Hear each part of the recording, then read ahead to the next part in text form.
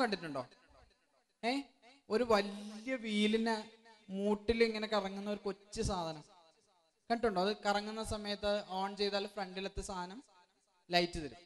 ഇത് പറഞ്ഞ പോലെ ഈ കാറ്റാടി യന്ത്രം ഇങ്ങനെ കിടന്ന് കറങ്ങുമ്പോഴത്തേക്കും നമ്മുടെ ഈ ഹോളിന്റെ വലിപ്പം ഉണ്ടാവും. ഇതിന്റെ ആ മൂലക്കത്തെ സാധനം, ഇത് കണ്ടോ, ആ കൊട പങ്കായത്തിന്റെ പുറകിലേക്ക് നീണ്ടു നിൽക്കുന്ന ഭാഗമില്ലേ, നമ്മുടെ ഫാനിന്റെ പുറകിൽ നിൽക്കുന്ന ആ കപ്പ് പോലത്തെ ഒരു സാധനത്തിന് ഈ ഹോളിന്റെ വലിപ്പം ഉണ്ടാവും. അതിനകത്ത് നമുക്ക് കയറി നടക്കാം. അതിനകത്ത് നമുക്ക് അതിനകത്തൊരു ഓഫീസ് റൂം ഉണ്ടാവും, എൻജിൻ റൂം ഉണ്ടാവും, ടർബൈൻ റൂം ഉണ്ടാവും, അങ്ങനെ കുറെ സാധനങ്ങളൊക്കെ ഉണ്ട്. അപ്പൊ ഇത്രയും വലിയൊരു വട്ടത്തിൽ കറങ്ങുന്ന ഒരു സാധനത്തിന്റെ 2, 3, 4, 5 മൂലയിൽ കൊണ്ടുവന്ന് ഓരോ ചെറിയ നമ്മുടെ സാധാരണ മോട്ടറിന്റെ വലിപ്പത്തിലുള്ള ഓരോ ചെറിയ ഡൈനാമോ ഫിറ്റ് ചെയ്യും. ആ ഡൈനാമോ ഫിറ്റ് ചെയ്ത് കഴിഞ്ഞാൽ അതിൽ നിന്ന് കറണ്ട് ഉണ്ടായി കിട്ടും. ആ കറണ്ട് നമ്മുടെ ലൈനിൽ കൊടുത്തി കഴിഞ്ഞാൽ നേരെ ഇവിടെയൊക്കെ ഇലക്ട്രിസിറ്റി കിട്ടും. ഇതാണ് ഇതിന്റെ സിസ്റ്റം. അപ്പം ഇതിന്റെ ഒരു എഞ്ചിനീയറിംഗ് സൊല്യൂഷനാണ്. ഇനി നമുക്ക് ഈ കാറ്റ് എവിടെയൊക്കെ ഉള്ളത്? നിങ്ങളുടെ ഈ പടിഞ്ഞാറൻ ഏരിയയിൽ കാറ്റുണ്ടോ? കടലിലേക്ക് പോയാൽ കൂടുതൽ കാറ്റ് കിട്ടുമോ? അങ്ങനെയാണ് കടലിനകത്ത് കൊണ്ട് ഈ സാധനം വെച്ചാൽ എങ്ങനെ ഇരിക്കും? ചിന്തിച്ചിട്ടുണ്ടോ? ഇവിടെയാണ് അബ്ദുൽ കലാമിന്റെ പോലത്തെ സ്വപ്നങ്ങൾ നിങ്ങൾക്കുണ്ടാവേണ്ടത്. കരയിൽ കൊണ്ടുവന്ന് പങ്കായം വെച്ച് കഴിഞ്ഞാൽ മരങ്ങളും അതും ഇതൊക്കെ ഓബ്സ്റ്റക്കിൾസ് ഒക്കെ വന്നിട്ട് ഇത് നിന്ന് പോകും. പക്ഷെ കടലിൽ കൊണ്ട് വെച്ചാലോ ആരെ തടുക്കാനുള്ള? സുന്ദരമായിട്ട് നടക്കില്ലേ, അല്ലേ? ഏറ്റവും കൂടുതൽ കാറ്റ് കിട്ടാൻ പറ്റുന്ന സ്ഥലം കടലാന്ന് പറയണത്. 1972 കേരളമാണ് കാറ്റാടി യന്ത്രം തുടങ്ങാനായിട്ട് ആരംഭിച്ച ആള്. അന്ന് കേരളം തുടങ്ങിയിട്ട് ഇപ്പോഴും 60 മെഗാവാട്ടിൽ കൂടുതൽ നമ്മൾ ഉത്പാദിപ്പിച്ചിട്ടില്ല. 2012 ആയി. എത്ര വർഷമായി? 40 വർഷം. ഇതിൻ്റെ ഇടയ്ക്ക് 72 നമ്മൾ ഉണ്ടാക്കിയ പ്രോജക്റ്റ് റിപ്പോർട്ട് കോപ്പി അടിച്ചിട്ട് പോയ തമിഴ്നാട് ഇന്ന് 6600 മെഗാവാട്ട് ഉണ്ടാക്കി ഇന്ത്യയിലെ ഏറ്റവും കൂടുതൽ കാറ്റിൽ നിന്ന് വൈദ്യുതി ഉത്പാദിപ്പിക്കുന്ന സംസ്ഥാനമായിട്ട് മാറി. എന്തുകൊണ്ടാ? ലോകത്തിൽ നിന്നല്ല, ഇന്ത്യയിൽ ഏറ്റവും കൂടുതൽ കാറ്റ് കിട്ടുന്ന സ്ഥലം ഉള്ളത് കേരളത്തിലാണ്, ഇടുക്കി ജില്ലയിൽ. ഇത്രയൊക്കെ ഉണ്ടായിട്ടും നമ്മളല്ല, അവരാണ് ഏറ്റവും കൂടുതൽ ഉത്പാദിപ്പിക്കുന്നത്. ഓക്കെ, ഇതെല്ലാം വലിയ വലിയ കാര്യങ്ങളാണ്. ഇനി നിങ്ങൾക്കുള്ള കൊച്ചു കൊച്ചു കാര്യങ്ങളിലേക്ക് ഞാൻ പറയാം. ഇത് നമ്മൾ കണ്ട വലിയ കാറ്റാടി യന്ത്രത്തിന്റെ ചെറിയ പതിപ്പാണ്. പോർട്ടബിൾ വിൻഡ് ടർബൈൻസ് എന്ന് പറയും. 2 ചിത്രങ്ങൾ ഞാൻ വെച്ചിട്ടുണ്ട്. ആദ്യത്തെ സാധനം ഒരു ചെറിയ വിൻമില്ലാണ്. ഇപ്പം കറണ്ട് ഇല്ലാതെ നമ്മൾ പോലെ ടൂറിനൊക്കെ പോയി കഴിഞ്ഞാൽ നമ്മുടെ മൊബൈൽ ഫോണിന്റെ ചാർജ്, ഇന്നിപ്പോ ഈ സാധനം ഇല്ലാണ്ട് നമുക്ക് ജീവിക്കാൻ പറ്റില്ലല്ലോ, അല്ലേ? കഞ്ഞി കുടിച്ചില്ലേലും കുഴപ്പമില്ല, ഇതില്ലെങ്കിൽ ആകെ പ്രശ്നമാവും. അപ്പം ഇത് ചാർജ് ചെയ്യാനായിട്ട് പറ്റിയില്ലെങ്കിൽ എന്ത് ചെയ്യും? ടൂറൊക്കെ പോകുമ്പോൾ അറിയാല്ലേ, ഇതിന്റെ ചാർജ് പെട്ടെന്ന് തീർന്നു പോണേ. വേണ്ട, ഒരു കാറ്റാടി ടർബൈൻ കൊണ്ട് വെച്ചാൽ മതി. എന്നിട്ട് അതിന്റെ അറ്റത്ത് വെച്ചേക്കണത് ചാർജറാ. ആ ചാർജറിൽ നിന്ന് നേരെ എടുത്ത് കുത്തിയാൽ മതി. പറ്റുമോ? പറ്റൂല്ലേ? ആ സൈഡിലത്തെ ഫിഗർ ഇതുപോലത്തെ മൊബൈൽ ചാർജിങ് യൂണിറ്റിന്റെ ഒരു ചെറിയ കാറ്റാടി യന്ത്രം. ഇതിപ്പം മാർക്കറ്റിൽ അവൈലബിൾ ആണ്. പക്ഷെ നമ്മുടെ നാട്ടിൽ ഇത് കിട്ടത്തില്ല. പുറത്ത് ജപ്പാനിലോ അങ്ങനെയുള്ള ചില രാജ്യങ്ങളിൽ മാത്രമേ ഇത് കിട്ടുള്ളൂ. നിങ്ങളൊന്ന് ഓർത്ത് നോക്കിയേ, നിങ്ങളുടെ സൈക്കിള്, നിങ്ങൾക്ക് ഇത്രയും പേർക്ക് സൈക്കിളേ, സൈക്കിളുള്ളവർ എത്ര പേരുണ്ടെന്ന് കൈവക്കിയേ? ഓക്കെ, നിങ്ങളുടെ സൈക്കിളിന്റെ ഫ്രണ്ടിൽ ഇങ്ങനത്തെ ഒരു ചെറിയ പമ്പരം പോലത്തെ ഒരു സാധനം വെച്ചിട്ട് ഒരു ഡൈനാമോ പോലെ കറക്കാൻ പറ്റിയിട്ട് അതിൽ നിന്ന് കറണ്ട് എടുത്തിട്ട് അത് നിങ്ങളുടെ സൈക്കിളിൽ ഒരു ബാറ്ററി സ്റ്റോറേജിലേക്ക് കൊടുക്കാൻ പറ്റിയ ഒരു സംവിധാനത്തെ കുറിച്ച് ഒന്ന് ആലോചിച്ച് നോക്കിയേ. പറ്റുമോ? അങ്ങനെ വേണം നിങ്ങളുടെ ഒരു അബ്ദുൽ കലാമിന്റെ ഡ്രീമൊക്കെ വർക്ക്ഔട്ട് ചെയ്യേണ്ടത്. ഇങ്ങനെയാണ്. നിങ്ങൾ സൈക്കിൾ ചവിട്ടി പോകില്ല, നല്ല സ്പീഡിലല്ലേ? ഈ അർത്തുങ്കൽ റോഡിൽ കൂടി ബസ് പോണതിന്റെ സൈഡിൽ കൂടി സൈക്കിൾ പോണതൊക്കെ കണ്ടു കഴിഞ്ഞാണ്ടല്ലോ ചില സമയത്ത് ചങ്കിടിച്ചു പോകും. അപ്പൊ അത്ര സ്പീഡിലല്ലേ നിങ്ങൾ പോണ. ആ സ്പീഡിൽ പോകുന്ന സൈക്കിളിന്റെ ഫ്രണ്ടിൽ ഒരു പമ്പരം വെച്ചാല് കറങ്ങുമോ? അത് കറങ്ങും. അപ്പം അതിൽ നിന്ന് ഉണ്ടാകാൻ പറ്റുന്ന ഈ സാധനം കറങ്ങി വരുന്നതിൽ നിന്ന് കറണ്ട് ഉൽപ്പാദിപ്പിക്കാൻ നിങ്ങളെ കൊണ്ട് പറ്റുമോ? അതൊരു പ്രോജക്റ്റ് ആയിട്ട് എടുത്ത് നമുക്ക് ചെയ്യാൻ പറ്റുമോ? ഇതെന്താണ്? എന്ത് സാധനമെന്നറിയോ? എന്തോ കാണണേ? ഒരു പാടമാണ്.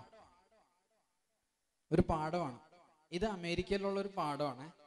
എന്താ ചെയ്യുന്നതെന്ന് വെച്ചാൽ പറഞ്ഞുതരാം. 2006-2007 കാലഘട്ടങ്ങളിൽ അവര് കാര്യമായിട്ട് ഡീസല് ഉൽപ്പാദിപ്പിക്കാൻ വേണ്ടിയിട്ടുള്ള ചെടികൾ നട്ടുപിടിപ്പിച്ചു. അങ്ങനെ ചെടികൾ നട്ടുപിടിച്ചപ്പോഴത്തേക്കും അവരുടെ ഗോതമ്പ് പാടം, ചോളം വിളയുന്ന പാടങ്ങൾ മുഴുവനും ഇതിനു വേണ്ടി കൺവേർട്ട് ചെയ്തു. അങ്ങനെ അവർ കൺവേർട്ട് ചെയ്ത സമയത്ത് എന്തു പറ്റി? അവർക്ക് വേണ്ടിയിട്ടുള്ള ഭക്ഷണം മുഴുവനും തരേണ്ട ആൾക്കാരാരാണ്? പിന്നെ നമ്മുടെ നാട്ട്, പിന്നെ നമ്മുടെ പോലത്തെ രാജ്യങ്ങളിൽ നിന്ന് കയറ്റുമതി ചെയ്ത് പോകുന്ന ഗോതമ്പും കാര്യങ്ങളും മാത്രമേ ഉപയോഗിക്കാൻ പറ്റുള്ളൂ. ദേണ്ടേ അപ്പോഴാണ് നമ്മുടെ ഇവിടെ എന്ത് സാധനം വെച്ചത്? തൊഴിലുറപ്പ് പദ്ധതി. ഞങ്ങളുടെ നാട്ടിൽ അതിന് തൊഴിലുറപ്പ് പദ്ധതി എന്നൊക്കെ പറയുന്നത് കേട്ടോ. എന്തായാലും നോർത്ത് ഇന്ത്യയിൽ വലിയ വിപ്ലവം ഉണ്ടാക്കിയ ഒരു സാധനമാണ് ഈ തൊഴിലുറപ്പ് പദ്ധതി. അത്രയും നാളും വളരെ കഷ്ടപ്പെട്ട് പണിയെടുക്കുന്ന മനുഷ്യര് അവരുണ്ടാക്കുന്ന ഗോതമ്പ് കൊണ്ടുവന്ന് മാർക്കറ്റിൽ കൊടുത്ത് കിട്ടുന്ന പൈസ കൊണ്ടുപോയിട്ട് വേണം അവർക്ക് ജീവിക്കാൻ. എന്നിട്ട് അവർ റാഗി പോലെ പറമ്പിലും അവിടെ ഇവിടേക്കും വിതച്ചിട്ട് ഉണ്ടാകുന്ന സാധനം മാത്രമാണ് അവർ കഴിച്ചുകൊണ്ടിരുന്നത്. നോർത്ത് ഇന്ത്യയിലെ ഗ്രാമങ്ങളിലൂടെ നിങ്ങൾ പോയിട്ടുണ്ടെങ്കിൽ അറിയാം, അവിടെ നിസ്സാരക്കായിട്ടുള്ള സാധാരണ മനുഷ്യര് കഴിക്കുന്നത് റാഗിയാണ്. തൊഴിലുറപ്പ് പദ്ധതി വന്നപ്പോഴത്തേക്കും അവരുടെ കയ്യിലും പൈസ ഒന്നില്ലേ, അവരെന്ത് ചെയ്ത് നല്ല ഒന്നാം തരം ഗോതമ്പൊക്കെ വിളിച്ച് അവരുടെ പിള്ളേർക്ക് അതുകൊണ്ട് ഭക്ഷണമൊക്കെ ഉണ്ടാക്കി കൊടുത്തു. അപ്പോൾ അത് എന്തു പറ്റി? നമ്മുടെ ആന്ധ്രയിൽ നിന്ന് അരി മാർക്കറ്റിൽ എത്താണ്ടായി, നോർത്തിൽ നിന്ന് ഗോതമ്പ് മാർക്കറ്റിൽ എത്താണ്ടായി, സാധനം അമേരിക്കയിൽ ചെല്ലണ്ടായി. അമേരിക്ക ഉടനെ പറഞ്ഞ് ഇന്ത്യയിലുള്ളവരുടെ സമ്പന്നത കാരണമാണ് ലോകത്ത് മുഴുവനും ഭക്ഷ്യദാരിദ്ര്യം ഉണ്ടാകണമെന്ന് പറഞ്ഞോളും. യഥാർത്ഥത്തിൽ സംഭവിച്ചത് അവര് ബയോഡീസലിന് വേണ്ടി, ഡീസലിന്റെ ദൗർലഭ്യം കാരണം ബയോഡീസലിന് വേണ്ടിയിട്ട് അവരുടെ ഹെക്ടർ കണക്കിന് പാടങ്ങൾ മുഴുവനും ആവണക്കിന്റെ സാധനമാണ് ആ നട്ടുപിടിപ്പിച്ചേക്കണത്. ഇത് മുഴുവൻ അങ്ങോട്ട് നട്ടുപിടിപ്പിച്ചിട്ട് ഇതിൽ നിന്ന് ബയോഡീസൽ ഉണ്ടാക്കാൻ തുടങ്ങി. ഓക്കെ, നമുക്ക് ഡീസല് വേണം അല്ലേ? നമ്മുടെ പെട്രോളിന്റെ വില ഇങ്ങനെ കയറി കയറി പോയിക്കൊണ്ടിരിക്കുമല്ലേ? നമുക്ക് എണ്ണ വേണ്ടേ? നമ്മുടെ നാട്ടില് എത്ര വണ്ടിയാണ് ഒരു ദിവസം ആലപ്പുഴ ജില്ലയിൽ രജിസ്റ്റർ ചെയ്യണമെന്നറിയോ? ഇപ്പൊ ആലപ്പുഴ വിട്ട് ചേർത്തല 32 KL 32. അപ്പം ഈ നമ്മുടെ ഊർജ ആവശ്യം ഇങ്ങനെ വർദ്ധിച്ചുകൊണ്ടിരിക്കുകയാണ്. അതേസമയം നമുക്ക് വേറെ ഓൾട്ടർനേറ്റീവ് സാധനങ്ങൾ ആവശ്യമാണ് താൻ. അപ്പൊ അങ്ങനെ വരുമ്പോഴത്തേക്കും നമുക്ക് ഇങ്ങനെ ചെടികൾ ഉൽപ്പാദിപ്പിക്കാനേ നിവൃത്തിയുള്ളൂ. നമ്മുടെ നാട്ടില് എത്രയോ സ്ഥലങ്ങള് ഇങ്ങനെ ചുമ്മാ പാഴായിട്ട് തരിച്ചായിട്ട് ഇട്ടേക്കുന്നത്. അവിടെയൊക്കെ നിങ്ങൾക്ക് ഇങ്ങനെയുള്ള സാധനങ്ങൾ കൃഷി ചെയ്യാൻ പറ്റുമോ? പറ്റിയാൽ നിങ്ങൾക്ക് അതിൽ നിന്ന് സ്കൂളിലൊരു പ്രോജക്റ്റ് ചെയ്താൽ മതി. നിങ്ങൾ ഒരു ബയോഡീസൽ പ്രോജക്റ്റ് മാത്രം ചെയ്താൽ മതി. ബയോ ഓയിൽ നിങ്ങൾ സ്കൂളിലൊരു പ്രോജക്റ്റ് ചെയ്ത് കൊടുക്കുക. നിങ്ങൾ ഒന്നാം തരം കണ്ടിരുമാനം ഫണ്ട് കേന്ദ്ര ഗവൺമെന്റൊക്കെ കിട്ടും കേട്ടോ, നിങ്ങൾ ഇങ്ങനത്തെ പ്രോജക്ട്സ് ഒക്കെ ചെയ്തു കഴിഞ്ഞാൽ. ഓക്കെ, ഞാനിത് പറഞ്ഞു പറഞ്ഞത് ഇങ്ങനെ നമ്മുടെ ധാന്യങ്ങൾ ഉണ്ടാക്കേണ്ട പാടങ്ങൾ ഇങ്ങനെ ഇതിനു വേണ്ടി കൺവേർട്ട് ചെയ്യാന്ന് പറയുന്നത് എളുപ്പമല്ല. അതുകൊണ്ട് ഇപ്പം എഞ്ചിനീയറിംഗ് ഒരു സൊല്യൂഷൻ എന്ന് പറയുന്ന രീതിയിൽ വരുന്നത് എന്താന്ന് പറഞ്ഞാൽ, ആവണക്കിന് പകരം നമ്മുടെ ഈ പായൽ കണ്ടിട്ടുണ്ടല്ലോ നിങ്ങൾ, അതുപോലെ കടലിലുണ്ടാവുന്ന ചില ആൽഗേസ് ഉണ്ട് അല്ലേ? ഞാൻ ഇത് അഡ്രസ്സ് ചെയ്യുമ്പം നിങ്ങൾ ഫിസിക്സും കെമിസ്ട്രിയും ബയോളജിയും ഒക്കെ പഠിക്കുന്നവരാണെന്നുള്ളൊരു ധാരണയിലാണ് എല്ലാം കൂടി പറയുന്നത്. നമ്മൾ സയൻസ് സ്റ്റുഡൻസ് എന്ന് പറയുമ്പോൾ സമഗ്രമായിട്ട് എല്ലാം കൂടി അറിയണം. എന്നാലേ പരിസ്ഥിതിയുടെ പഠനവും പിന്നെ ആധുനിക ലോകത്തെക്കുറിച്ചുള്ള പഠനവും ഒക്കെ പൂർണ്ണമാവും. അപ്പൊ ഈ ആൽഗെ ഉപയോഗിച്ചിട്ട് നമുക്ക് ബയോഡീസൽ ഉണ്ടാക്കാം. അങ്ങനെയാണെങ്കിൽ നമ്മുടെ കടലിലേക്ക് അങ്ങ് കൾട്ടിവേറ്റ് ചെയ്താൽ പോരെ. കടലിൽ കൾട്ടിവേറ്റ് ചെയ്ത ഇഷ്ടം പോലെ ഡീസൽ ഉണ്ടാക്കാം. വെറുതെ ഈ അവിടുത്തെ നാട്ടിലേക്കൊക്കെ പോയി ഇറാനിൽ നിന്നും ഇറാഖിൽ നിന്നൊക്കെ പോയിട്ട് എണ്ണ കൊണ്ടുവരേണ്ട ഒരു ആവശ്യമില്ല. ഇതെന്താണെന്നറിയോ? അടുത്തൊരു പിക്ചറാണ്. ഒരു മുറിയാണ് അല്ലേ? ആ മുറിക്ക് മുകളിൽ ലൈറ്റ് കണ്ടോ നിങ്ങൾ? ഈ ലൈറ്റ് ഇലക്ട്രിസിറ്റിയിൽ നിന്ന് ഉപയോഗിക്കുന്ന ലൈറ്റ് അല്ല, സൂര്യന്റെ ലൈറ്റാണ്, സോളാർ ലൈറ്റാണ്.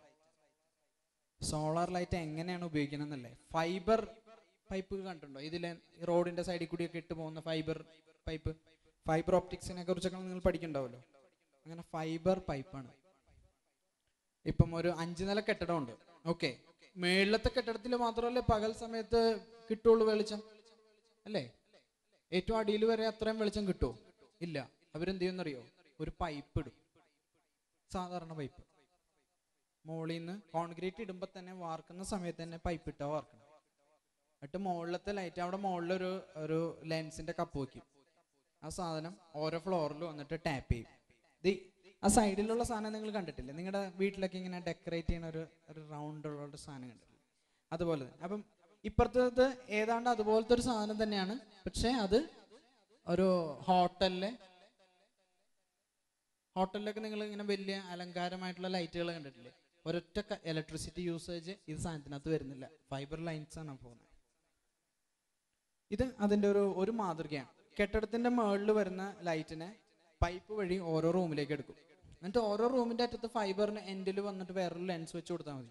ഓരോ മുറിയിലും ആവശ്യത്തിനുള്ള വെളിച്ചം പകൽ സമയത്തും കിട്ടും. രാത്രി നമ്മളിത് ഉപയോഗിക്കണമെന്നുണ്ടെങ്കിൽ ഇതിനെ സോളാർ കൺവേർഷനൊക്കെ നടത്തേണ്ടതുണ്ട്. രാത്രി സൂര്യനില്ലല്ലോ, ചന്ദ്രന്റെ വെളിച്ചമാണെങ്കിൽ ഫൈബറിൽ കൂടി വരൂല്ല.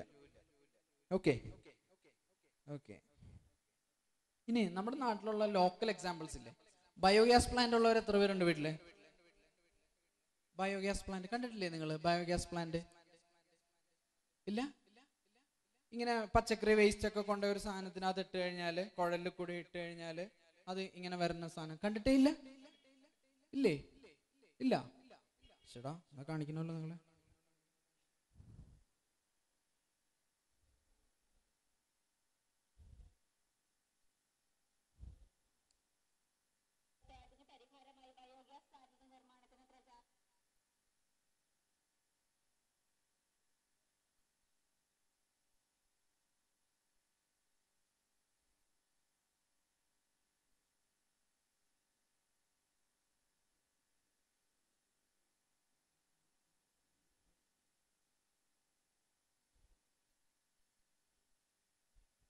ഇങ്ങനത്തെ ഒരു ബയോഗ്യാസ് പ്ലാന്റ് കണ്ടിട്ടില്ല നിങ്ങൾ?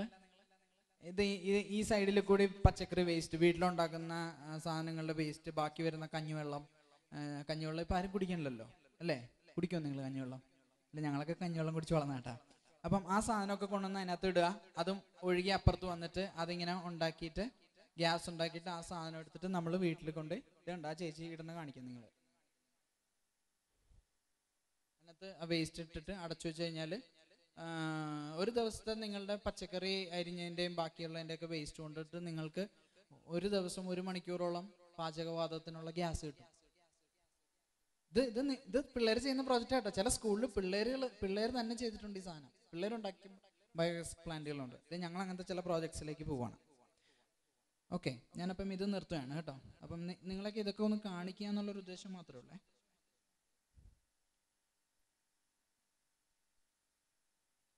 പിന്നെ ഓർഗാനിക് ഫുഡ് കൾട്ടിവേഷൻ. ഈ നമ്മൾ കഴിക്കുന്ന മാലിന്യമായിട്ടുള്ള ഭക്ഷണത്തിന് പകരം നിങ്ങൾക്ക് നല്ല നാടൻ പച്ചക്കറികളും കാര്യങ്ങളൊക്കെ ഉണ്ടാക്കാൻ പറ്റുമല്ലോ. അതിൻ്റെ ലോക്കൽ എക്സാമ്പിൾസ് നിങ്ങൾക്ക് ഇവിടെയൊക്കെ കാണാവുന്നതാണ്. അപ്പം ഞാൻ അതിനെക്കുറിച്ച് കൂടുതൽ പറയുന്നില്ല.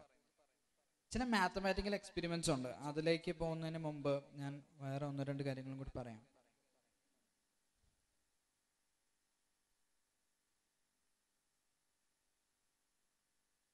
Yes, physics experiments, chemistry experiments, biology experiments, ഇതല്ലേ നിങ്ങൾ കേട്ടിട്ടുള്ളൂ. മാത്തമാറ്റിക്കൽ എക്സ്പെരിമെന്റ്സ് നിങ്ങൾ കേട്ടിട്ടുണ്ടോ? ഇല്ല, ഇല്ല, കേട്ടിട്ടേ ഇല്ല. അയ്യോ, ചില സ്കൂളിൽ മാത്സ് ലാബ് വരെ ഉണ്ട്. നിങ്ങൾക്ക് ഇവിടെ ഉണ്ടോ മാത്സിന്റെ ലാബ്? ഇല്ലല്ലേ? ഒരു മാത്സിന്റെ ലാബ് ഉണ്ടാക്കാൻ പറയണം കേട്ടോ ടീച്ചറിനോട്. ഒരു മാത്സിന്റെ ലാബ്. കാരണം ലാബ് എന്ന് പറയുന്നത് നിങ്ങൾക്ക് കുറേ മാത്തമാറ്റിക്കൽ സാധനങ്ങളൊക്കെ പഠിക്കാനുള്ള സാധനം. മാത്തമാറ്റിക്കൽ, ഞാൻ ഈ മാത്സ് എന്നുള്ളൊരു വാക്ക് അവിടെ ഉപയോഗിച്ചിട്ടുണ്ടെന്ന് മാത്രമേ ഉള്ളൂ. ഇക്വേഷൻസ് ഇന്ന് ലോകത്തിലെ കുറേയേറെ പ്രശ്നങ്ങൾക്ക് പരിഹാരം ഉണ്ടാക്കുന്ന ഒരു സാധനമാണ് ഇക്വേഷൻസ്. നിങ്ങൾ എന്ത് കഷ്ടപ്പെട്ടാണ് ഇക്വേഷൻസ് പഠിക്കുന്നത് അല്ലേ? നിങ്ങൾക്കൊരു മാത്സിന്റെ ഇക്വേഷൻ പറയാൻ പറഞ്ഞു കഴിഞ്ഞാൽ ഭയങ്കര പാടല്ലേ? ശരിയല്ലേ? അയ്യോ, ലോകത്തിലെ നമ്മൾ അവതരിപ്പിക്കുന്ന ശാസ്ത്ര പ്രശ്നങ്ങളിൽ ഭയങ്കര വലിയ പ്രശ്നങ്ങൾ പലതിനെയും സിമ്പിളായിട്ട് സോൾവ് ചെയ്യാനായിട്ട് ചില ഇക്വേഷൻ പറ്റും. നമ്മൾ ആ പ്രശ്നത്തിനെ പഠിച്ച് മനസ്സിലാക്കി അതിന് ഇങ്ങനെ ഒരു സൊല്യൂഷൻ കണ്ടെത്തിയാൽ മതി. ഞങ്ങൾ ചെയ്തൊരു പ്രോജക്റ്റിനെ കുറിച്ച് പറയാം. അതായത് നമുക്ക് എണ്ണ വരുന്നത് എവിടെ നിന്നാണ്? ഗൾഫിൽ നിന്ന് വേണം എണ്ണ വരാൻ അല്ലേ? കപ്പലിൽ വേണം കൊണ്ടുവരാനായിട്ട്. ഈ കപ്പലിൽ വരുന്ന എണ്ണ എവിടെ വരും? കൊച്ചിയിൽ വരും. കൊച്ചിയിൽ വന്നിട്ട് അതിനെ പിന്നെ അവിടെ നിന്ന് എന്ത് ചെയ്യണം? റിഫൈനറി വരെ കൊണ്ടുപോകണം. നമ്മുടെ കൊച്ചിയിലെ റിഫൈനറി എന്ന് പറഞ്ഞാൽ കൊച്ചി മുതൽ അമ്പലമോള് വരെ അടി കൂടി പൈപ്പ് ഇട്ടേക്കുക. പക്ഷെ ചില സ്ഥലത്ത് അങ്ങനെയല്ല. കപ്പൽ വന്ന് ബോംബെയിലൊക്കെ കപ്പൽ വന്ന് പോർട്ടിലിറങ്ങിയ പിന്നെ അവിടെ നിന്ന് ചെറിയ ബാർജിനകത്തേക്ക് ഇതിനെ ട്രാൻസ്പോർട്ട് ചെയ്ത് ചെറിയ വെസൽ വഴി വേണം ഈ റിഫൈനറി കൊണ്ടെത്തിക്കും. കാരണം കടൽ തീരത്തുകൊണ്ട് റിഫൈനറി വെക്കാൻ പറ്റില്ല. റിഫൈനറിക്ക് ശുദ്ധവെള്ളം ആവശ്യമാണ്. കടൽ പ്രദേശത്ത് ശുദ്ധവെള്ളം കിട്ടാത്തതുകൊണ്ടാണ് ഇതുകൊണ്ട് അപ്പുറത്ത് വയ്ക്കുന്നത്. അപ്പം അങ്ങനെ വരുന്നിടത്ത് പ്രശ്നം വരുന്നത് ചില വേലിയിറക്ക സമയത്ത് ഈ സാധനം ട്രാൻസ്പോർട്ട് ചെയ്യാൻ പറ്റാതെയാവും. അപ്പം ഞങ്ങൾ ചെയ്തൊരു പ്രോജക്റ്റാണ് എങ്ങനെയാണ് ഇതിനെ എളുപ്പം ട്രാൻസ്പോർട്ട് ചെയ്യാൻ പറ്റുന്ന സംവിധാനമാക്കുക. ഞങ്ങൾ ഇതിൻ്റെ മൊത്തം കാര്യങ്ങൾ പഠിച്ചിട്ട് ഇത് എങ്ങനെയാണ് ഇത് പോകുന്നതെന്നുള്ളതിന് ഒരു മാത്തമാറ്റിക്കൽ ഫോർമുലയൊക്കെ ഞങ്ങൾ ഉണ്ടാക്കി. അവസാനം ഇതിനെ സിംപ്ലിഫൈ ചെയ്യാനായിട്ടുള്ള ചില പ്രോസസ്സ് ഉപയോഗിച്ച് കഴിഞ്ഞപ്പോഴത്തേക്കും 11 മണിക്ക് പുറപ്പെടേണ്ട ബാർജ് 11 മണിക്ക് 10 മിനിറ്റ് മുമ്പ് പുറപ്പെട്ട് കഴിഞ്ഞാൽ നമുക്ക് ഒരു പ്രാവശ്യം ബാർജ് ഓടുന്നത് സേവ് ചെയ്യാം. അങ്ങനത്തെ ചില മെത്തേഡ്സ് ഒക്കെയാണ് ഇതുപോലെയുള്ള എക്സ്പെരിമെന്റ്സ് വഴി സാധ്യമാകും. അപ്പം അങ്ങനത്തെ ചില പ്രോജക്ട്സ് ഒക്കെ ചെയ്ത് കഴിയുമ്പോഴത്തേക്കും നിങ്ങൾക്ക് അത് ചെയ്യാൻ പറ്റും. എൻ്റെ ഒരു മേഖല supply chain management, reverse supply chain management എന്ന് ഞാൻ അതിനെ വിശേഷിപ്പിക്കുകയാണ്. നിങ്ങൾ കടയിൽ പോയി സാധനങ്ങൾ മേടിക്കില്ലേ? ഉദാഹരണത്തിന് നിങ്ങൾ പോയി കടയിൽ നിന്ന് ഒരു സോപ്പ് വാങ്ങിച്ചു. ഓക്കെ, നമ്മുടെ നാട്ടിൻപുറത്തുള്ള കടകൾ നിന്ന് നമ്മൾ സോപ്പ് മേടിക്കും, അവർ വേറെ സോപ്പൊക്കെ കൊണ്ടുവന്ന് വയ്ക്കും അല്ലേ? നിങ്ങൾ പട്ടണങ്ങളിലുള്ള വലിയ മോളുകൾ കണ്ടുണ്ടോ? മോളുകൾ, വലിയ സൂപ്പർ മാർക്കറ്റുകൾ, വലിയ സാധനങ്ങൾ. അവിടെ നമ്മൾ ആ സാധനം എടുത്തിട്ട് കൗണ്ടറിൽ കൊണ്ടുവന്ന് ബില്ലടിക്കുന്ന സമയത്ത് കമ്പനിയിൽ അറിയാം ഇവിടെ ഒരെണ്ണം കുറഞ്ഞിട്ടുണ്ടെന്ന്. അങ്ങനത്തെ ആധുനിക സംവിധാനങ്ങൾ അവർ ചെയ്തു വെച്ചിട്ടുണ്ട്. ഇനി ഇതിൻ്റെ ഒരു വലിയ സ്കെയിലിൽ നോക്കിക്കഴിഞ്ഞാൽ പ്ലാസ്റ്റിക് സാധനങ്ങളല്ലേ കൊണ്ടുവരണേ? ഇത് മുഴുവനും പാക്കറ്റ് മുഴുവനും പ്ലാസ്റ്റിക് അല്ലേ? നിങ്ങൾ കടയിൽ നിന്ന് വാങ്ങിക്കുന്ന ഒരു സാധനം വീട്ടിൽ കൊണ്ടുവരുന്നു, അത് പ്ലാസ്റ്റിക് പൊതിയെടുത്ത് നേരെ പറമ്പിലേക്ക് നിക്ഷേപിക്കുന്നു, ശരിയല്ലേ? അപ്പം ഇതൊന്ന് കമ്പനിയെ സംബന്ധിച്ചിടത്തോളം നോക്കിയ ടൺ കണക്കിന് പ്ലാസ്റ്റിക്കാണ് ഒരു കമ്പനി ഉണ്ടാക്കണത്. എന്നിട്ട് ഈ സാധനം ഇങ്ങനെ ഡിസ്ട്രിബ്യൂട്ട് ചെയ്ത് പല വീടാന്തരം കൊണ്ടുപോയി അവരവരുടെ പറമ്പുകളിൽ കൊണ്ടേ ഇത് ചെയ്യുന്നു. നമ്മുടെ സപ്ലൈ ചെയിൻ മാനേജ്മെന്റ് എന്ന് പറയുന്ന സാധനം ഓരോ സാധനങ്ങൾ ഉണ്ടാക്കുന്ന സ്ഥലത്ത് നിന്ന് അങ്ങേയറ്റം താഴെ വരെ എത്തിക്കുന്ന സംവിധാനമാണ് സപ്ലൈ ചെയിൻ മാനേജ്മെന്റ്. ഇതിന്റെ റിവേഴ്സ് പ്രോസസ്സ് എന്ന് പറയുന്നതിനടുത്ത് ഈ വണ്ടി എന്തായാലും വരുമല്ലോ അല്ലേ? നിങ്ങൾ കടയിൽ സാധനം വാങ്ങിക്കുന്നു, മേടിക്കുന്നു, കൊണ്ടുപോകുന്നു.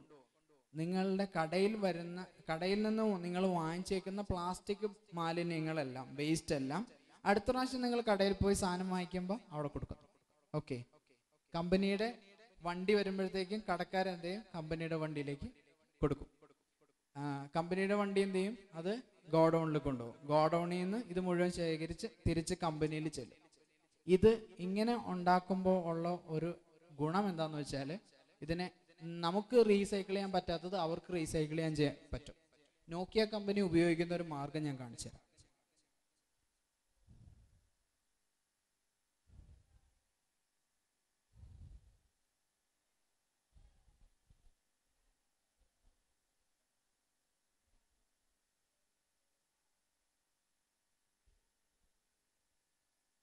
ആ സ്ലൈഡ് വായിച്ച് നിങ്ങൾ പൊക്കോ. കാര്യം ഞാൻ പറയാം. ഇപ്പം ഞാൻ പറഞ്ഞ മാർഗമാണ് അവരുപയോഗിക്കുന്നത്. ഇവിടെ ഒരു വ്യത്യാസമുള്ളത് കവറല്ല, ഈ ഫോൺ, ചീത്തയാവുന്ന ഫോൺ. കാരണം ഇലക്ട്രോണിക് വേസ്റ്റുകൾ എന്ന് വലിയൊരു പ്രശ്നമാണ്. അപ്പം ഇലക്ട്രോണിക് വേസ്റ്റ് അവരെന്താ ചെയ്യണമെന്ന് വെച്ച് കഴിഞ്ഞാൽ അവരത് കളക്ട് ചെയ്യും. ഇത് നോക്കിയ ഫാക്ടറികളൊക്കെയാണ് നിങ്ങൾ കാണുന്നത്. അവിടെ നിന്ന് അത് കളക്ട് ചെയ്തിട്ട് തിരിച്ച് നോക്കിയ പ്ലാന്റിലേക്ക് വരും. അപ്പം ടൺ കണക്കിന് മാലിന്യം തിരിച്ച് നോക്കിയയുടെ പ്ലാന്റിലേക്ക് വരും. അവരതിനെ സോർട്ട് ചെയ്യുന്ന ഇതുണ്ട്. ഇതെല്ലാം വേസ്റ്റുകളാണ് കേട്ടോ. ഇതുണ്ടാക്കുന്ന വലിയ പ്രശ്നമുണ്ട്. ഇന്ന് നിങ്ങൾ കുറച്ചു മുമ്പ് സാറ് കുറെ ഫോട്ടോസൊക്കെ കാണിച്ചില്ലേ? അവിടെ പ്ലാസ്റ്റിക് കുപ്പിയൊക്കെ അടിഞ്ഞു കിടക്കണം. അതിനേക്കാളും ഭീകരമായിട്ടുള്ള ഒരു പ്രശ്നം ഉണ്ടാക്കാൻ പോകുന്ന ഒരു സാധനമാണിത്. അപ്പം അതുകൊണ്ട് കൂടുതൽ മൊബൈൽ ഫോൺസും വേണമെന്ന് വാശി പിടിക്കുന്നവർ, ഓരോ മാസം കഴിയുമ്പോഴും ഇത് പഴയതായി പുതിയത് വേണമെന്ന് പറയുന്നവർ ഓർക്കുക, ഒരുപാട് പ്രശ്നങ്ങൾ നിങ്ങൾ ഉണ്ടാക്കുന്നുണ്ടെന്നുള്ളത്. ഐ എം സോറി, എനിക്ക് അതിൻ്റെ സൗണ്ട് തരാൻ പറ്റുന്നില്ല. ഇവിടെ ഒരു ചെറിയ സാങ്കേതിക പ്രശ്നമുണ്ട്. കണ്ടോ, ഇവര് പഴയ ഫോൺ കൊണ്ടുവന്നിട്ട് ഡെപ്പോസിറ്റ് ചെയ്യും. ഈ ഡെപ്പോസിറ്റ് ചെയ്യുന്ന ഫോണുകൾ തിരിച്ച് നോക്കിയയുടെ കമ്പനിയിലേക്ക് എത്തും. ഞാൻ പറഞ്ഞ സിമ്പിൾ പ്രോസസ്സാണ്. നിങ്ങൾ കടയിൽ പോയി വാങ്ങുന്ന സാധനങ്ങൾ പ്ലാസ്റ്റിക് വേസ്റ്റ് വീട്ടിൽ അത് ശേഖരിക്കുന്നു. അടുത്ത പ്രാവശ്യം കടയിൽ പോകുമ്പോൾ നിങ്ങളത് തിരിച്ചു കൊടുക്കുന്നു. ഓക്കെ, കടക്കാരൻ അത് കമ്പനി ഡിസ്ട്രിബ്യൂട്ടർക്ക് കൊടുക്കുന്നു. അത് തിരിച്ച് കമ്പനിയിലേക്ക് എത്തുന്നു. കമ്പനിയിൽ അത് പ്രോസസ് ചെയ്യും. അവരത് പ്രോസസ് ചെയ്യും.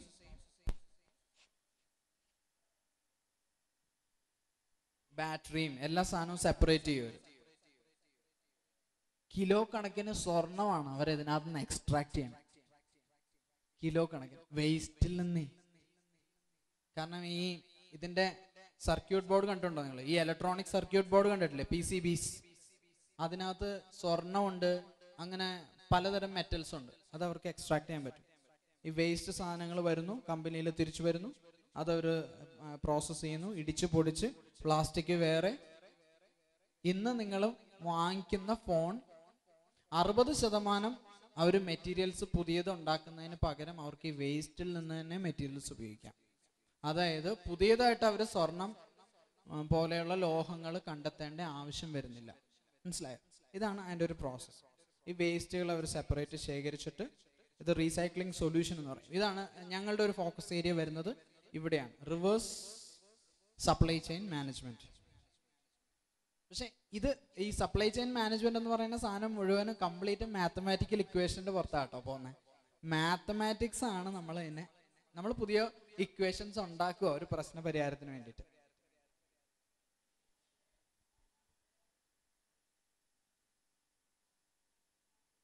അവര് അതിൽ നിന്ന് കോപ്പർ, അലൂമിനിയം, ഗോൾഡ്, നിക്കൽ, അങ്ങനെ ഓരോ ലോഹങ്ങളെ സെപ്പറേറ്റ് ചെയ്ത് അവരത് ഉപയോഗിക്കുന്നതാണ്. കണ്ടായിരുന്നോ നിങ്ങൾ ആ ഒരു പ്രോസസ്സിലേക്ക് വരുന്നത്? കണ്ടായിരുന്നോ? അതെ, അവർ ഉപയോഗിക്കുന്ന ഈ every one recycled 2,40,000 ton raw material ആണ് അവർ ഭൂമിയിൽ നിന്ന് പുതിയതായിട്ട് ഉപയോഗിക്കാതെ ഈ വേസ്റ്റിൽ നിന്ന് മാത്രമായിട്ട് അവർ ഉപയോഗിക്കുന്നത്. ഓക്കെ, ഇത് അതിൻ്റെ ഒരു എക്സാമ്പിൾ ആണ് കേട്ടോ. ഇതുപോലെ ഒരുപാട് കമ്പനികൾ ഇന്ന് ആ രീതിയിലുള്ള മാർഗങ്ങളൊക്കെ ചെയ്ത് വരുന്നുണ്ട്.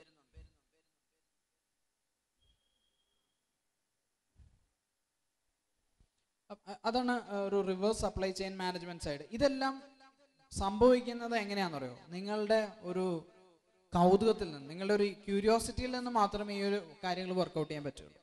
ഞാൻ ഈ പറഞ്ഞത് മുഴുവനും തുടങ്ങുന്നത് സിമ്പിൾ സാധനത്തിൽ നിന്നാണ്. സിമ്പിൾ സാധനങ്ങൾ ചെയ്തിട്ടുള്ള ഒരു കൊച്ചാണ് കേട്ടോ ഇത്. കഴിഞ്ഞ 2 വർഷങ്ങൾക്ക് മുമ്പ് പേപ്പറിൽ നിങ്ങൾ ഈ പടം കണ്ടു കാണും.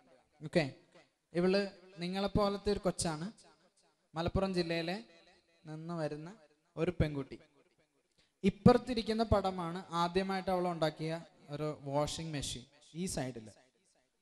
ഓക്കെ, ഇത് രമ്യ ജോസ്, മലപ്പുറം ജില്ലയിൽ.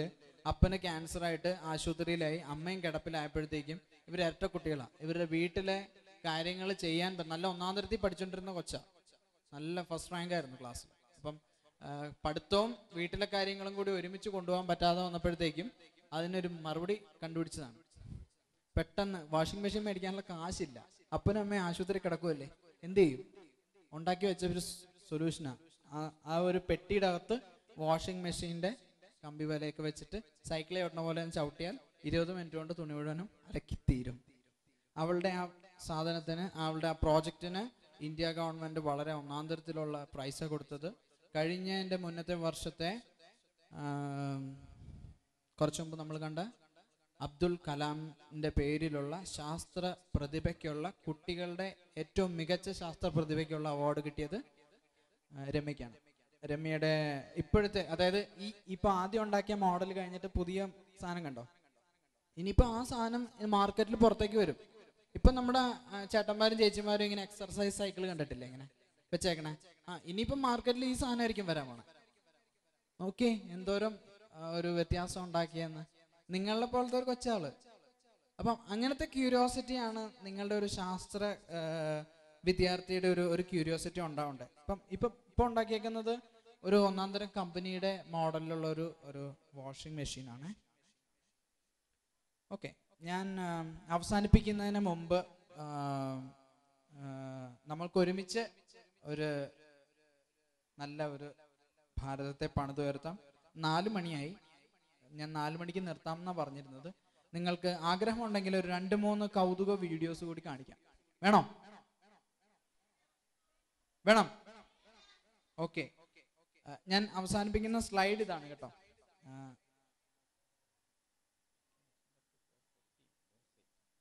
ഓക്കെ,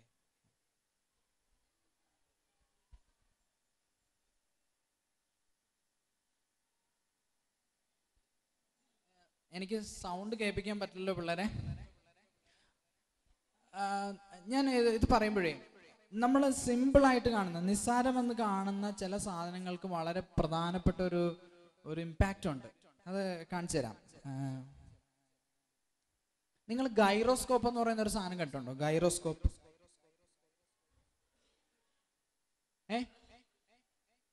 കണ്ടിട്ടില്ല? ഈ വീഡിയോ എന്ന് കണ്ടിട്ടൊന്ന് വീട്ടിൽ പോയി ചെയ്ത് നോക്കണേ. എന്തെങ്കിലും നിങ്ങൾക്ക് മനസ്സിലായില്ലെങ്കിൽ ഞാൻ പറഞ്ഞുതരാം.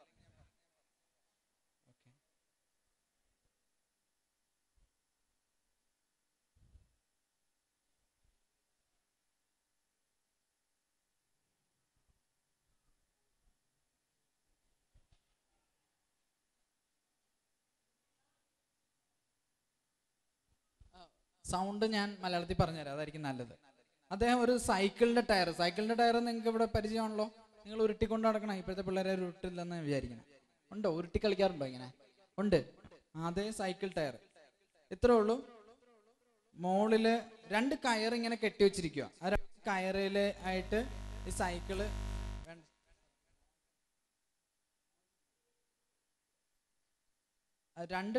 രണ്ട് കയറേല് ഇങ്ങനെ സൈക്കിള് കൊളുത്തിടുക. ഓക്കെ, കൊളുത്തിയിട്ടിട്ട് പുള്ളി സിമ്പിൾ ആയിട്ടാ ചെയ്യണം കേട്ടോ. അതൊന്ന് കറക്കുമ്പോൾ ആ മനുഷ്യൻ അതൊന്ന് കറക്കാൻ പോവാണ്. ഇപ്പൊ ഇങ്ങനെ ചെയ്യാൻ നിങ്ങൾക്ക് പറ്റുമല്ലോ? പറ്റില്ലേ? പറ്റും. ഇനി അത് കറക്കുവേ. കണ്ടോ? വിട്ടുപോയി അല്ലേ? ഒരു കയറേന്ന് വിട്ടാൽ താഴത്തേക്ക് പോരില്ലേ? ഇനി ഒന്നുകൂടി പുള്ളി അത് ചെയ്യുവേ. അന്നേരം നോക്കിയോളൂ.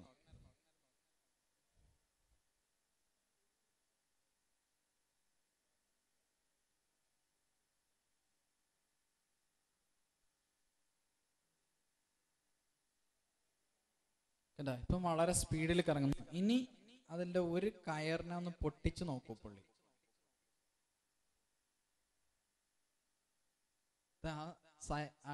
സൈക്കിളിന്റെ ടയർ വീഴാത്ത കണ്ടോ?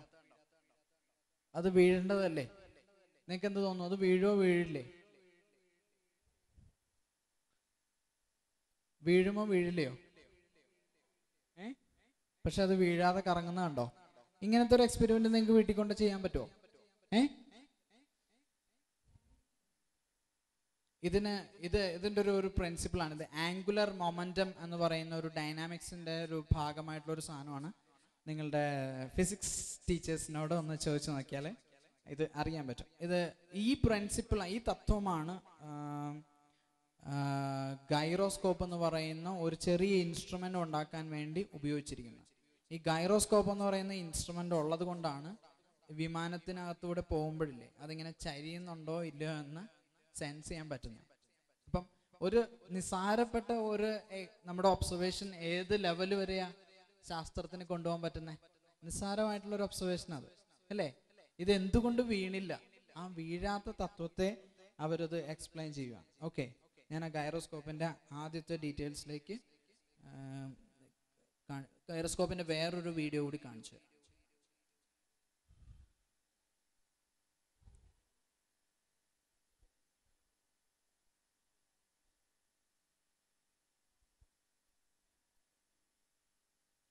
ഇത് നിങ്ങൾക്ക് ഇവിടെ സ്കൂളിലോ വീട്ടിലോ ഒക്കെ ഉണ്ടാക്കി നോക്കാവുന്നുള്ളൂ കേട്ടോ. നിസ്സാരമായിട്ടുള്ള ഒരു കൊച്ചു സാധനം അത്.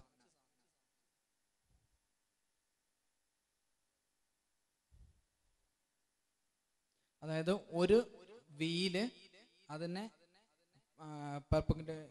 പെർപെൻഡിക്കുലർ ആയിട്ട് വേറൊരു വീല് ഇതിനെ തുളച്ചുകൊണ്ട് ഒരു കോല് പോവും. ആ കോലിനകത്ത് വേറൊരു ചെറിയ റൊട്ടേറ്റിംഗ് വീല് കൂടിയുണ്ട്. ഇത്രേ ഉള്ളൂ. കണ്ടോ? വളരെ നിസ്സാരമായിട്ടുള്ളൊരു സാധനം. അത് ചുമ്മാ വെച്ചാ താഴെ വീഴും അല്ലേ? എന്ത് ഒബ്ജക്റ്റ് ആയാലും ചുമ്മാ വെച്ചാൽ താഴെ വീഴില്ലേ? പക്ഷെ ആ സാധനം ചുമ്മാ വെച്ചാൽ താഴെ വീഴും. എന്നാൽ അതിൻ്റെ ആ ആംഗുലർ മൊമെന്റം ഉള്ളത് കൊണ്ട് അതൊന്ന് കറക്കിയതിന് ശേഷം വെച്ച് കഴിഞ്ഞാൽ അത് താഴെ വീഴാതെ നേരെ നിൽക്കും.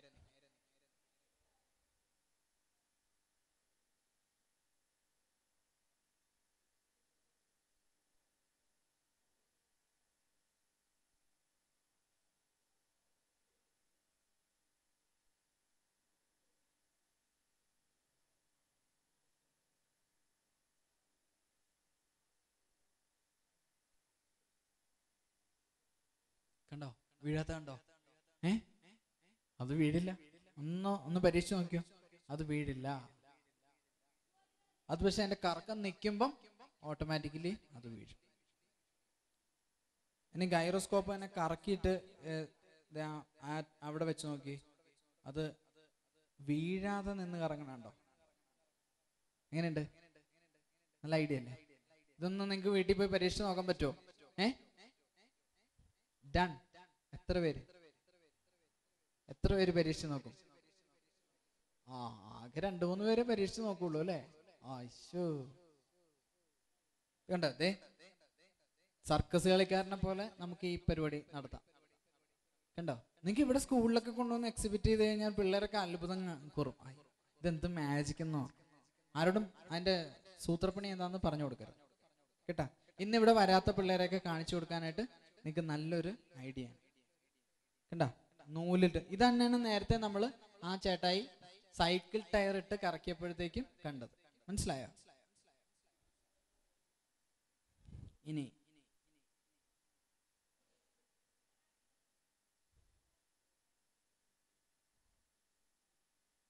കണ്ടോ, ഈ വിമാനത്തിന് ഉപയോഗിക്കുന്ന ഒരു പ്രധാനപ്പെട്ട സാധനം സൈക്കിൾ ടയറിന്റെ ഈ ഗൈറോസ്കോപ്പിന്റെ പ്രിൻസിപ്പിളാണ്. കണ്ടോളണം കേട്ടോ.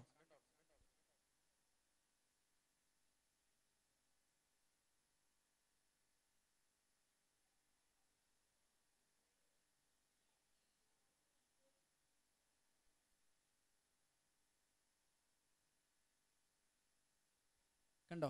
കാരണം എങ്ങനെയൊക്കെ വന്നു കഴിഞ്ഞാലും ഈ ചേട്ടായി നേരെ നിൽക്കുള്ളൂ. അപ്പൊ വിമാനം ഇങ്ങനെ ചരിഞ്ഞാലും ശരി, അയാൾ നേരെ നിൽക്കുള്ളൂ. അപ്പം ഈ ഗൈറോസ്കോപ്പിന്റെ പൊസിഷൻ വെച്ചിട്ടാണ് സത്യത്തിൽ ഈ വിമാനത്തിന്റെ ചിറക് ചരിയുന്നുണ്ടോ ഇല്ലയോ എന്ന് കണ്ടുപിടിക്കണേ. ഒന്നും ആലോചിച്ച് നോക്കിയേ, നിങ്ങളുടെ സൈക്കിൾ ടയർ കറക്കണത് എവിടം വരെ പോയിന്ന്. ഇങ്ങനെയാണ് നമ്മുടെ സിമ്പിൾ എക്സ്പെരിമെന്റ്സ് ഒക്കെ. ഇങ്ങനെയാണ് നമ്മൾ ചെറിയ ചെറിയ ഇതുപോലത്തെ പരീക്ഷണങ്ങളാണ് നിങ്ങളെ വലിയൊരു സയന്റിസ്റ്റ് ആക്കാനായിട്ട് പോകുന്നത്. ആർക്കൊക്കെ ഇതിനകത്ത് സയന്റിസ്റ്റ് ആവണമെന്നുള്ളത്? അങ്ങനെയാണെങ്കിൽ ഇങ്ങനത്തെ ചെറിയ ചെറിയ എക്സ്പീരിയൻസ് ഒക്കെ ചെയ്താൽ ആരും പകുതിയായിട്ട് കൈപോക്കണ്ട കേട്ടോ. അങ്ങനെയാണെങ്കിൽ നിങ്ങൾ അര സയന്റിസ്റ്റ് ആയി പോകും. അയ്യോ, അത് ഭയങ്കര ഭീകരമായിരിക്കും, അര സയന്റിസ്റ്റ് ആവുക എന്ന് പറയുന്നത്.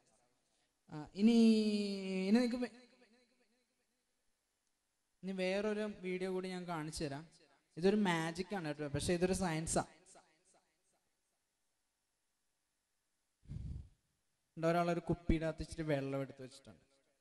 ഇനി അത് ഇങ്ങനെ കയ്യിലൊന്നുമില്ല കേട്ടാ, കയ്യിലൊന്നുമില്ല.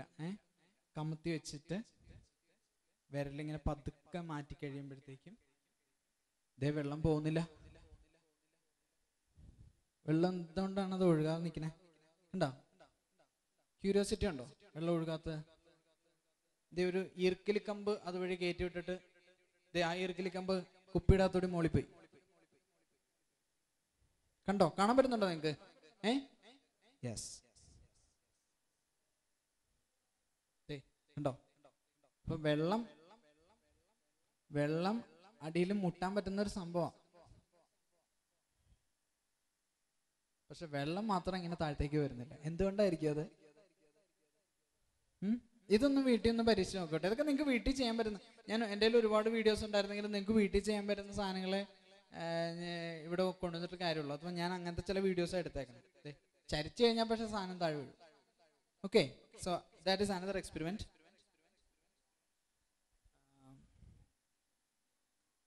ഇത്ര നേരം കണ്ടല്ലേ?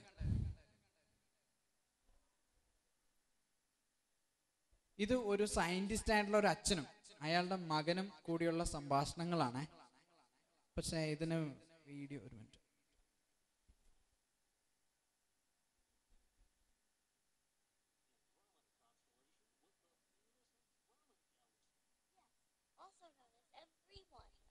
Galaxy to our own galaxy. Oh yeah, of course. At 2.54 million light years of shape class as B. Yeah. And here's Deneb, a very nice... Deneb, a bluish white star, of spectral type A2 stars at 1,411 light years, classified as a variable star. I think that's correct. Let me check. You might find it under its Latin name, Alpha Cygni. Where did you learn that? Star map. It's got 2.5 million stars, extensive nebula, comets, അത് ഒരു scientist ആയിട്ടുള്ള ഒരു അച്ഛൻ ഇങ്ങനെ കുറെ സാധനങ്ങളൊക്കെ ആയിട്ട് പോയി ഒരു ടെലസ്കോപ്പ് വഴി സ്റ്റാർസിനെയൊക്കെ കാണുവാണ്. ആ കൊച്ചെന്താ ചെയ്തതെന്നറിയോ? നേരെ ഐഫോൺ എടുത്തു, ഈ ഫോണല്ല കേട്ടോ, ഐഫോൺ എടുത്തിട്ട് ഐഫോണിനകത്ത് നിന്ന് ഈ സാധനങ്ങളൊക്കെ നേരെ പറയുമല്ലേ. ഇപ്പോഴത്തെ പിള്ളേർക്ക് എന്ത് സാധനമാണ് കിട്ടാനില്ലാത്തത്? ഞങ്ങളൊക്കെ ചെറുതായിരുന്നപ്പോൾ ഇങ്ങനെ ഒരു സാധനം ഇല്ലായിരുന്നു കേട്ടോ. അപ്പം ആ സയന്റിസ്റ്റ് ആയിട്ടുള്ള അച്ഛന് പറയാൻ പറ്റാത്ത സാധനങ്ങൾ വരെ ആര് പറയാ? കൊച്ചു പറയൂ. പക്ഷെ ഞാൻ പറയും, നിങ്ങൾക്ക് ഇങ്ങനത്തെ ഒരുപാട് സാധനങ്ങളുടെ സാധ്യത മുമ്പിലുണ്ട്. ഒരുപാട് ഇൻഫർമേഷൻസ് ഞങ്ങളൊക്കെ പഠിക്കുന്ന കാലഘട്ടത്തെക്കാളും ഒക്കെ ഒരുപാട് ഇൻഫർമേഷൻസ് നിങ്ങളുടെ മുമ്പിൽ ഇന്നും ഉണ്ട്. എന്നാൽ ഇതുപോലത്തെ ചെറിയ ചെറിയ സയൻസ് എക്സ്പെരിമെന്റ്സ് നിങ്ങൾ ഉപയോഗിച്ച് നോക്കിയാൽ മാത്രമേ നിങ്ങൾക്ക് ഇതെല്ലാം കാണാനായിട്ട് പറ്റുള്ളൂ. ഇനി ഒരു സിമ്പിൾ മോട്ടർ ഉണ്ടാക്കുന്ന, നിങ്ങൾ മോട്ടറൊക്കെ കണ്ടിട്ടുണ്ടല്ലോ. സിമ്പിൾ ആയിട്ട് ഒരു മോട്ടർ ഉണ്ടാക്കുന്നതിന്റെ ഒരു വീഡിയോ കൂടി കാണിച്ചിട്ട് ഞാൻ നിർത്തും. കണ്ടോ, ഒരു ബാറ്ററി എടുത്തിട്ട് അതിന്റെ രണ്ട് സൈഡിലും രണ്ട് സേഫ്റ്റി പിന്ന് ഒട്ടിച്ചു വയ്ക്കും. രണ്ട് സേഫ്റ്റി പിന്നാണേ, ഒരു ബാറ്ററിയുടെ രണ്ട് മൂട്ടിലും. എന്നിട്ട് അതിന്റെ മുകളിൽ ഒരു ചെറിയ കാന്തം വെക്കും, ചെറിയ കാന്തം. ഓക്കെ. പിന്നെ ഒരു കോർ വയർ, അതായത് കോപ്പർ വയർ ഇങ്ങനെ ചുറ്റിയിട്ടുള്ള ഒരു കോയിലാക്കി വെച്ചേക്കുക. എന്നിട്ട് രണ്ടറ്റവും ഇങ്ങനെ ഓരോ കമ്പ് പോലെ നീട്ടി വെക്കുക. എന്നിട്ട് ആ പിന്നിന്റെ സേഫ്റ്റി പിന്നിന്റെ രണ്ട് ഇതിന്റെ അകത്തുകൂടെ അത് കയറ്റി അതിങ്ങനെ ചുമ്മാ ഫ്രീ ആയിട്ട് വയ്ക്കും. ഓക്കെ. ഓക്കെ. ഇനി എന്നിട്ട് അതിനൊന്ന് കറക്കി നോക്കി, അത് കറങ്ങുമോ? അത് കറങ്ങിക്കൊണ്ടേയിരിക്കും. ഇതാണ് മോട്ടറിന്റെ സിമ്പിൾ പ്രിൻസിപ്പിൾ. ഇങ്ങനെയുള്ള ചെറിയ ചെറിയ സാധനങ്ങളൊക്കെ നിങ്ങൾക്ക് ചെയ്യാൻ പറ്റുമോ? പറ്റുമെങ്കിലും നിങ്ങൾ ഒന്നാന്തരം സയന്റിസ്റ്റുകളും പിന്നെ ശാസ്ത്ര വിദ്യാർത്ഥികളും ഒക്കെ ആയിട്ട് മാറും. ഓക്കെ. അപ്പം ഞാൻ എൻ്റെ സ്ലൈഡിലേക്ക് തിരിച്ചു വരുവാണ്.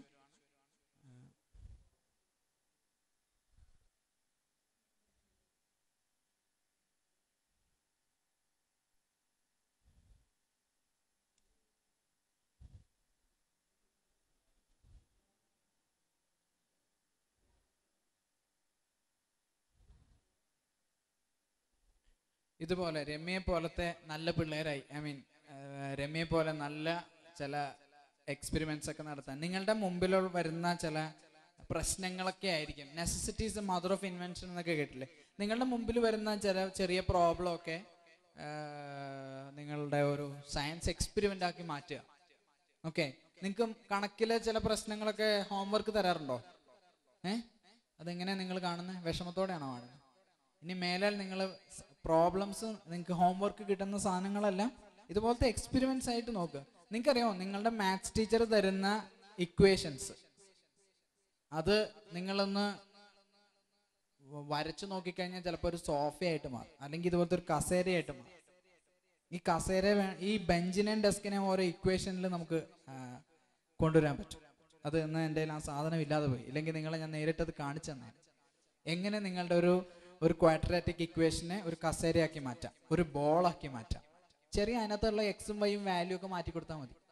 അതിന് നമുക്ക് എന്തെങ്കിലുമൊക്കെ ഇട്ട് കൊടുത്താൽ മാത്രം മതി. അപ്പം രമ്യ ജോസിനെ പോലത്തെ നല്ല സയൻസ് വിദ്യാർത്ഥികളായിട്ട് നിങ്ങൾ മാറട്ടെ എന്ന് ഞാൻ ആശംസിക്കുകയാണ്.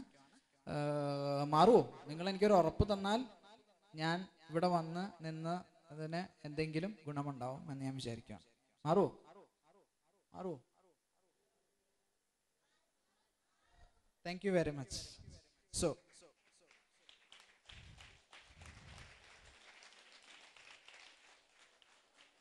I am closing this.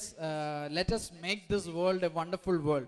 ഞാൻ ആദ്യം നിങ്ങളെ കേൾപ്പിച്ച പാട്ടിന് ചില വരികളുണ്ട്. അതിങ്ങനെയാണ്: you and I are the citizens of this world. അങ്ങനെയാണ് ആ പിള്ളേർ പാടിയത്. You and I are the citizens of this world. അങ്ങനെയല്ലായിരുന്നോ ആ ട്യൂൺ? ഓർമ്മയുണ്ടോ? You and I break down the walls. You and I put together will hold our hands for each other. നിങ്ങൾക്കൊരു പക്ഷേ എൻ്റെ അർത്ഥം മനസ്സിലായെന്ന് വിചാരിക്കുകയാണ്. നിങ്ങളും ഞാനും ഈ ഭൂമിയുടെ അവകാശികളാണ്, സിറ്റിസൺസ് ആണ്, ഈ രാജ്യത്തെ പൗരന്മാരാണ്, ഈ ഭൂമിയുടെ പൗരന്മാരാണ്. You and I break down the walls. നമ്മുടെ പരിസ്ഥിതിയെ ദുർബലമാക്കുന്ന ഇതിന് എതിരെ ഉള്ള നമ്മളാണ് അതിൻ്റെ നമ്മളാണ് ആ മതിൽ പൊളിക്കാൻ പോകുന്നത്. പരിസ്ഥിതിയെ ദുർബലമാക്കുന്നതിന്റെ മതിൽ പൊളിക്കാൻ പോകുന്നത് നമ്മളാണ്. You and I break down the walls, you and I put together. നമ്മൾ രണ്ടുപേരും ഒരുമിച്ച് നിന്നാൽ we will hold our hands for each other. നമുക്ക് പരസ്പരം കൈ കോർക്കാം.